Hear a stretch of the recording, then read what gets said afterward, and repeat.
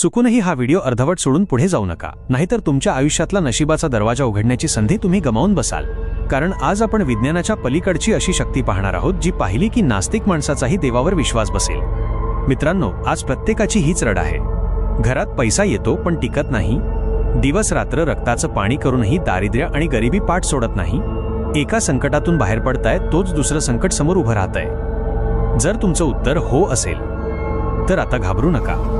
सिंहाचलमच्या नरसिंहदेवाचा क्रोध शांत करण्यासाठी जिथे अंगावर चंदनाचे डोंगर रचावे लागतात, तिथेच या कलियुगात तुमच्या संसाराला लागलेली कटकटीची आणि गरिबीची वाळवी जाळायला फक्त माझ्या बाळूमामांचा एक चिमूटभर भंडारा आणि तुमचा भक्तीचा टाहो पुरेसा आहे.